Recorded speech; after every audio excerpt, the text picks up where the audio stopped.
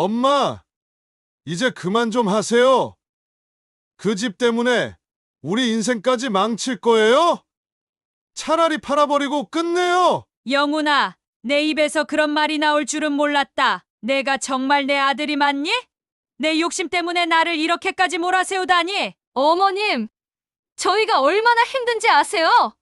그런데도 고집만 부리시니까 이런 사단이 난 거잖아요. 그래서 뭐?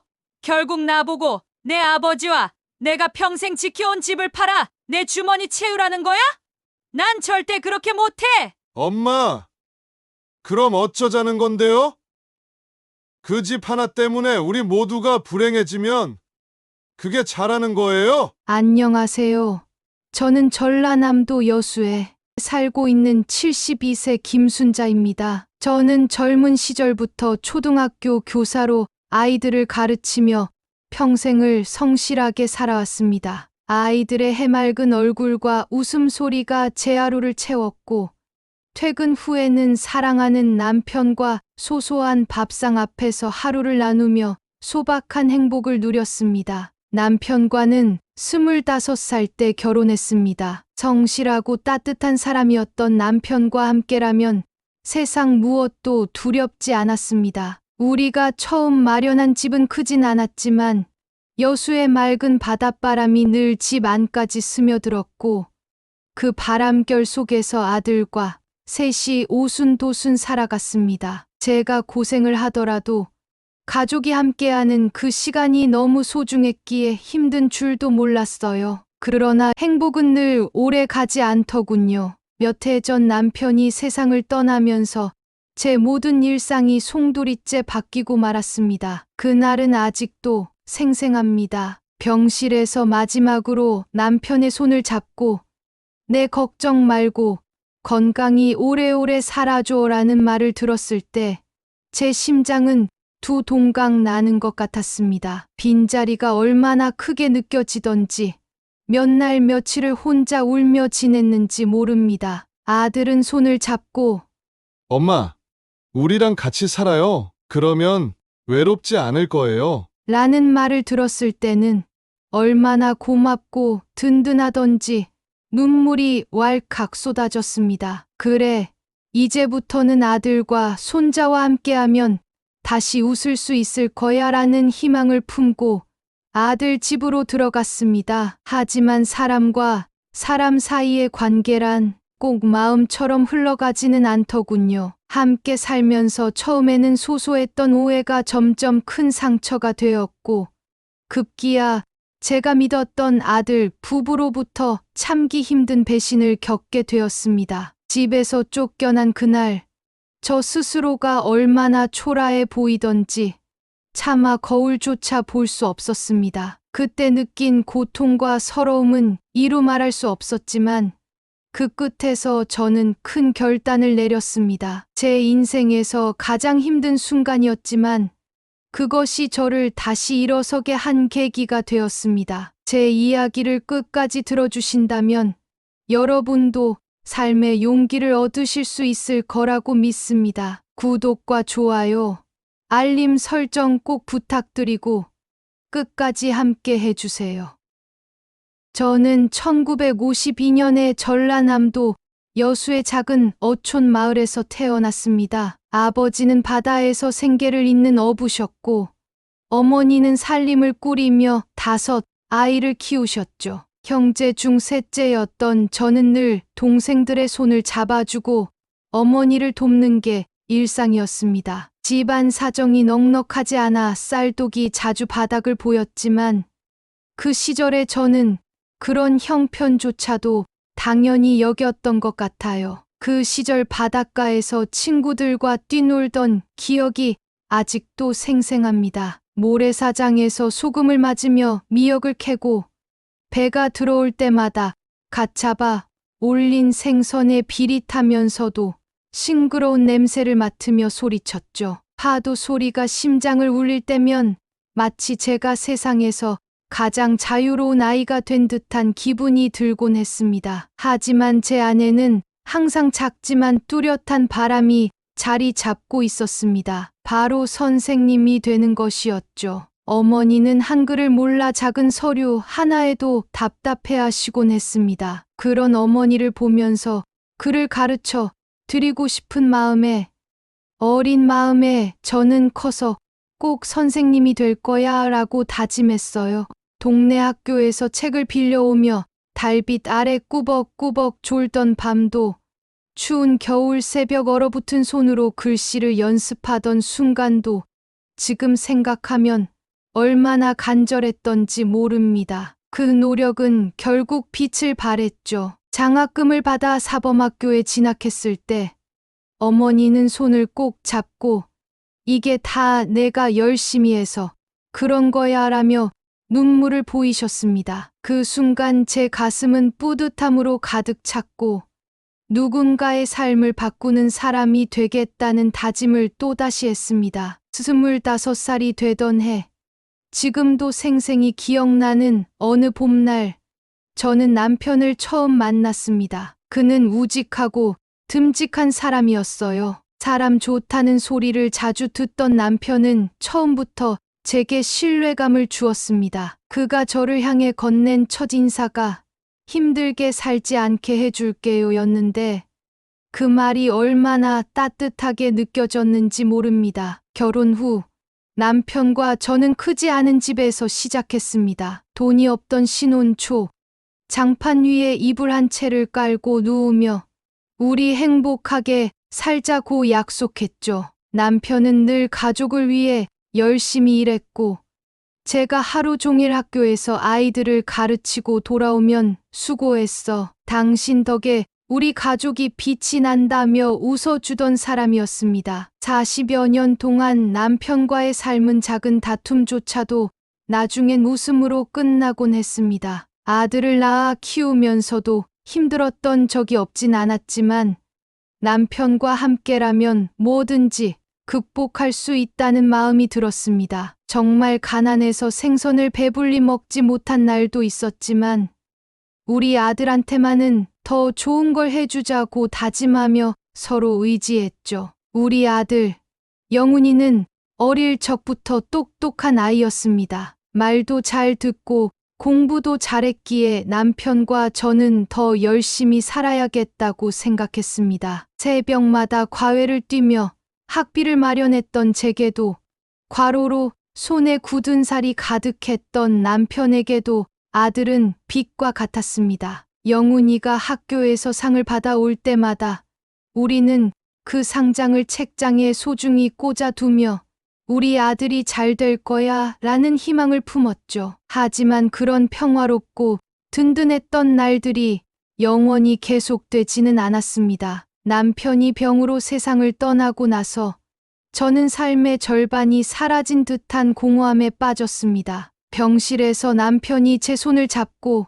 그동안 정말 고생 많았어. 당신은 훌륭한 아내였어 라고 마지막 말을 남기고 눈을 감을 때 제 심장이 산산조각 나는 듯 했습니다. 그 후로 혼자 남겨진 저는 매일 아침마다 침대에서 일어나는 것조차 버겁게 느껴졌습니다. 아들이 제 손을 잡고 엄마, 이제부터는 제가 엄마를 지켜줄게요. 우리 집으로 오세요. 라는 말을 들었을 때 그 말이 마치 허물어진 마음의 붕대를 감아주는 것 같았습니다. 그렇게 저는 아들의 집으로 들어갔지만 시간이 지날수록 그 결정이 또 다른 고통의 시작이 될 줄은 꿈에도 몰랐습니다. 제가 느꼈던 그 순간의 감정들은 이야기를 계속 풀어가며 전해드리겠습니다. 아들의 집으로 처음 들어갔을 때는 정말 행복했습니다. 엄마, 이제 외로워하지 마세요. 우리랑 같이 살면 든든할 거예요. 아들이 이렇게 말하며 저를 데려갔을 때 마음 한구석이 녹아내리는 기분이었습니다. 며느리 미영이는 식사를 준비해주며 어머님, 저희랑 지내시면서 편하게 계세요. 라며 싹싹한 모습을 보였죠. 손자 도윤이도 저를 보며 까르르 웃으며 할머니 최고 라고 말했을 때 저는 그래, 여기서 새롭게 시작할 수 있겠구나라는 희망이 생겼습니다. 그러나 그 행복은 오래가지 않았습니다. 아들의 집에 머문 지 한두 달쯤 지나면서 저는 조금씩 이상한 기류를 느꼈습니다. 어느 날 저녁, 온 가족이 둘러앉아 저녁을 먹던 중 아들이 뜬금없이 이런 말을 꺼냈습니다. 엄마, 그런데 아버지가 남긴 집 있잖아요. 지금 시세가 꽤 많이 올랐더라고요. 혹시 팔 생각은 없으세요? 그 말을 듣는 순간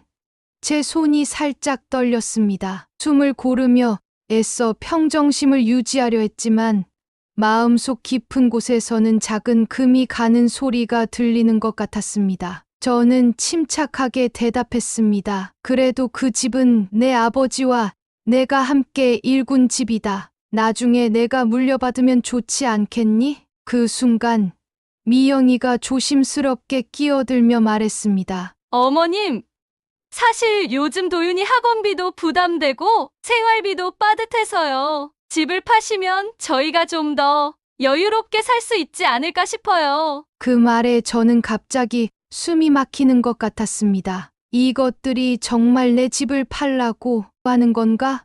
라는 생각이 머리를 스쳤죠. 하지만 최대한 차분하게 말했습니다. 그 집은 내 아버지가 돌아가시기 전에 나와 약속했던 집이다. 그 약속을 저버릴 수는 없다. 아직은 팔 생각이 없다. 그날 밤, 저는 잠을 이루지 못했습니다. 아들이 그런 말을 꺼냈다는 사실이 믿기지 않았습니다. 남편과의 추억이 깃든 집, 그 집을 팔자는 말이 저에게는 남편의 기억을 내다 버리자는 말처럼 들렸습니다. 내가 이 집에서 손자 돌보고 도움을 주려고 왔는데 이렇게 내 모든 것을 가져가려는 걸까? 서글픈 생각에 눈물만 흘렀습니다. 며칠 후 갈등은 더욱 분명하게 드러났습니다. 미영이는 점점 저를 대하는 태도가 달라졌습니다. 주방에서 설거지를 하던 중 그녀가 쌀쌀맞게 말했습니다. 어머님, 도윤이 학원 시간 다 됐으니까 설거지 빨리 끝내주시겠어요? 그 말은 단순히 부탁처럼 들리지 않았습니다. 마치 명령처럼 들려서 마음이 쓰라렸죠. 그러더니 점차 집안의 모든 일이 제 몫으로 떠넘겨졌습니다. 청소, 빨래, 설거지에 손자 돌보기까지. 어느새 저는 가사, 도우미 역할을 하고 있었습니다. 한 번은 손자 도윤이가 장난감 때문에 투덜거리자 미영이가 이렇게 말했습니다. 도윤아, 할머니랑 사니까 이런 게 불편한 거야. 그러니까 장난감은 제자리에 놔둬. 그 말을 들었을 때 저는 그 자리에서 얼어붙었습니다. 내가 이 집에 있는 게 불편하다는 뜻인가? 내가 가족이 아닌 짐처럼 느껴지는 걸까?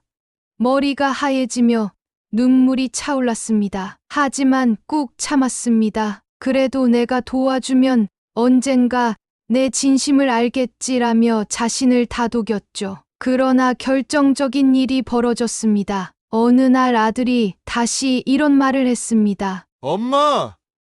그 집 어차피 제가 상속받을 거잖아요. 미리 팔아서 저희가 편해지면 엄마도 좋고 저희도 좋은 거 아닌가요? 그 말에 참아왔던 감정이 터져 나왔습니다. 영훈아, 그 집은 내 아버지와 나의 전부다. 그걸 파는 건 내 아버지를 잊는 것과 같아. 그러니 그런 얘기 다시는 꺼내지 마라. 하지만 아들은 한 발짝도 물러서지 않았습니다. 굳은 얼굴로 엄마, 그렇게 고집 부리시면 저희도 생각이 있겠죠? 라는 말을 남기고 방으로 들어갔습니다. 그날 밤 저는 한숨도 잘 수 없었습니다. 내가 믿었던 아들, 내가 평생 희생하며 키운 내 아들이 어떻게 이렇게 나에게 상처를 줄 수 있단 말인가? 그리고 며칠 후 마침내 그들이 결정을 내렸습니다. 저를 부르더니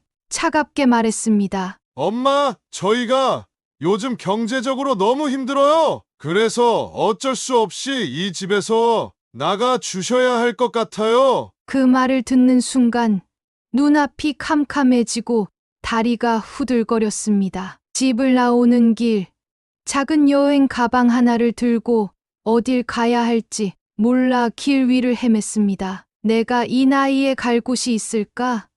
가족이라고 믿었던 사람들에게 이렇게 내쳐지다니. 비참함과 절망감이 제 온몸을 짓눌렀습니다. 하지만 이 이야기는 여기서 끝이 아니었습니다. 그날은 제게 잊을 수 없는 날입니다. 며느리가 문 앞에 서서 차가운 목소리로 말했습니다. 어머님, 저희도 더 이상 어머님을 모시기가 힘들 것 같아요. 이젠 나가주셨으면 합니다. 그 말을 들었을 때 온몸이 굳어버리는 것 같았습니다. 순간 숨이 막혀 한동안 아무 말도 하지 못했어요. 머릿속은 아득했고 그 말이 현실인지 믿을 수 없었습니다. 이게 진짜 나한테 일어나는 일이야? 평생을 바쳐 키운 아들이, 내가 사랑했던 그 아이가 이렇게 나를 내치는 거라고? 작은 여행 가방 하나를 챙기고 집을 나서면서 발걸음이 무겁고 세상이 온통 잿빛으로 보였습니다. 문을 닫으며 뒤를 돌아보지도 못했습니다. 아니, 돌아볼 용기가 없었어요. 만약 그들이 여전히 그 자리에 서 있는 걸 보면 더 큰 배신감과 허무함에 무너질 것 같았으니까요. 길 위를 걸으면서 눈물이 멈추지 않았습니다. 차가운 바람이 볼을 스치는데 그저 하염없이 걸었습니다. 내가 어디서부터 잘못했을까? 라는 생각이 머릿속을 떠나지 않았습니다. 아들을 키우기 위해 젊음을 다 바치고 남편과 함께 뼈 빠지게 일했던 순간들이 떠올랐습니다. 아들의 작은 손을 잡고 학교에 데려다 주며 너는 반드시 잘 될 거야 라고 속삭였던 기억. 시험에서 상을 받아오면 온 동네에 자랑하던 기억이 주마등처럼 스쳐갔습니다. 내가 뭘 더 바랐을까? 그저 같이 밥 먹고 도란도란 이야기하며 손자와 노는 평범한 시간을 원했을 뿐인데 왜 내 아들은 나를 이렇게 밀어냈을까?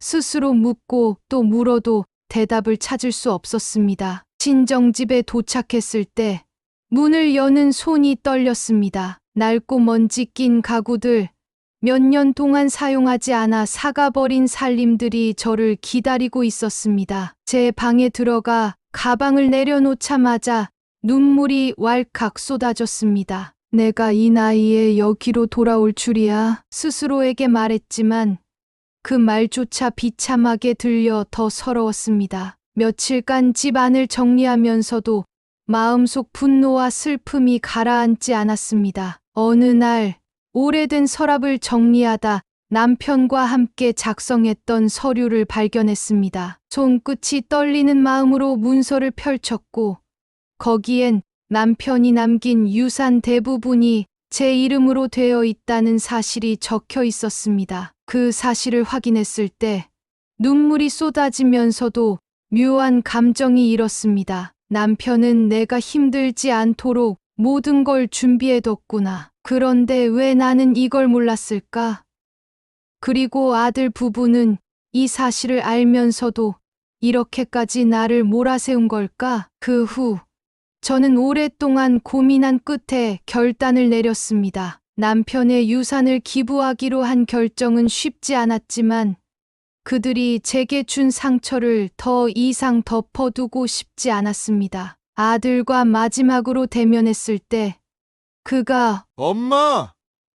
왜 이렇게까지 하셨어요? 라고 말했지만 저는 더는 흔들리지 않았습니다. 영훈아, 내가 나를 사랑했다면 이런 일이 일어나지 않았겠지. 이제 너희는 너희의 삶을 살아가고 나는 내 길을 갈게. 그 말을 남기고 돌아서는 제 발걸음은 무겁지 않았습니다. 오히려 가벼웠습니다. 다시는 그들에게 휘둘리지 않을 자유를 얻었다는 생각이 들었으니까요. 그날 저는 마지막으로 제 자신을 위한 결정을 했습니다. 더는 그들의 욕심에 내 삶을 내어주지 않기로, 그리고 나의 남은 시간을 소중히 여기기로 말입니다. 남편의 유산을 사회에 기부하기로 결심한 후 제 손에는 마지막으로 서명해야 할 서류가 들려 있었습니다. 변호사 사무실에 앉아 서류를 바라보는데 순간적으로 마음이 복잡해졌습니다. 정말 이걸로 끝나는 걸까?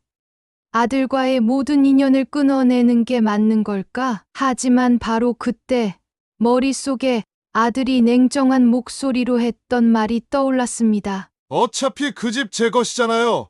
그냥 팔아서 저희가 편하게 쓰면 다 좋은 거 아닌가요? 그 말 한마디가 저를 단단하게 만들었습니다. 서류에 사인을 마치고 펜을 내려놓으며 저는 속으로 말했습니다. 이제는 내 삶을 내가 지키겠다. 변호사가 이제 모든 과정이 끝났습니다. 기부금은 곧 전달될 예정입니다. 라고 말할 때 제 마음속에 묵었던 무거운 돌덩이가 서서히 사라지는 느낌이었습니다. 남편에게 속삭이듯 마음속으로 전했습니다. 여보, 내가 올바른 결정을 했는지 모르겠지만 당신이 항상 제 옆에 있었다면 저를 지지해 줬을 거라 믿어요.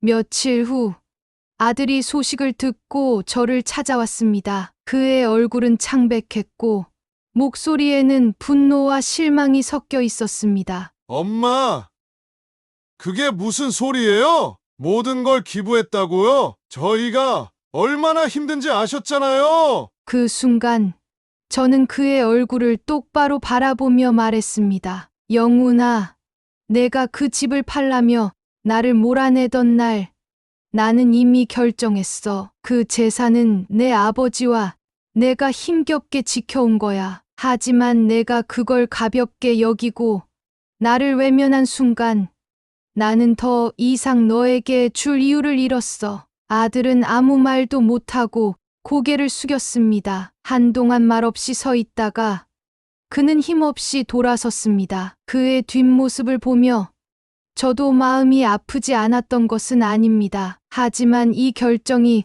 우리 모두에게 더 나은 결과를 가져올 거라 믿기로 했습니다. 며느리 미영도 찾아왔습니다. 그녀는 울면서 매달렸습니다. 어머님, 제가 너무 어리석었어요.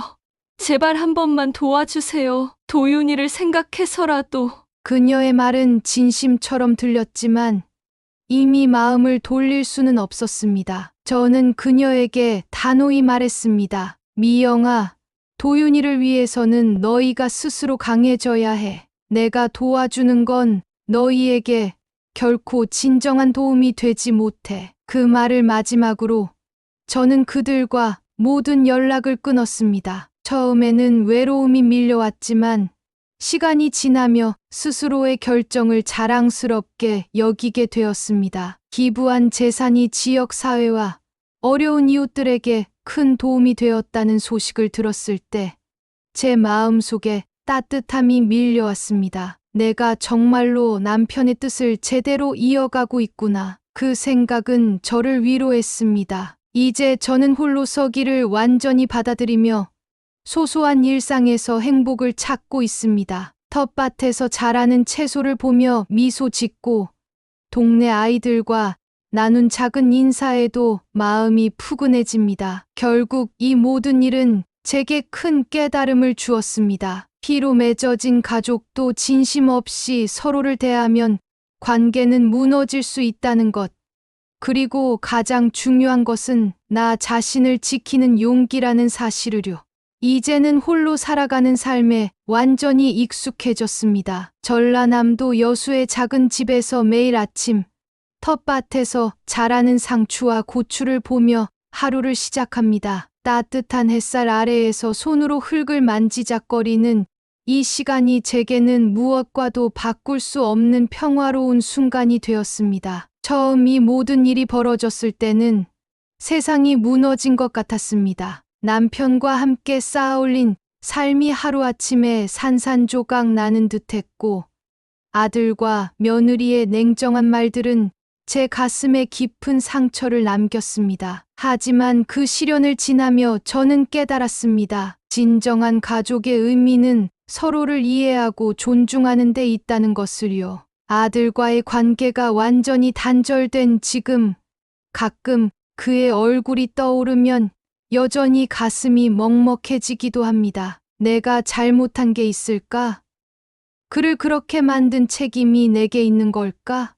라는 자문이 떠오르지만 이제는 스스로를 자책하지 않습니다. 저는 제 할 일을 다 했습니다. 최선을 다해 그를 키우고 사랑하고 믿었으니까요. 그 이후의 선택은 그의 몫이었던 겁니다. 남편의 유산을 기부한 결정은 여전히 제게 자부심을 안겨줍니다. 기부금으로 도움이 된 사람들의 이야기를 들을 때마다 남편의 미소가 떠오릅니다. 그는 아마도 이 선택을 지지해줬을 겁니다. 우리 부부가 함께 일궈온 모든 것이 누군가에게 새 희망이 되었다고 생각하면 마음이 따뜻해집니다. 저는 이제 저 자신을 더 사랑하며 살기로 결심했습니다. 과거에는 가족을 위해, 특히 아들을 위해 모든 걸 희생했지만, 이제는 저를 위한 삶을 살아가고 싶습니다. 혼자서도 충분히 행복할 수 있다는 걸 깨닫게 되었으니까요. 동네 이웃들과 소소한 대화를 나누고 텃밭에 작물을 키우며 손끝에서 느껴지는 생명의 온기를 통해 매일 감사함을 느낍니다. 혹시 여러분도 가족 간의 갈등이나 어려움으로 마음이 아프신가요?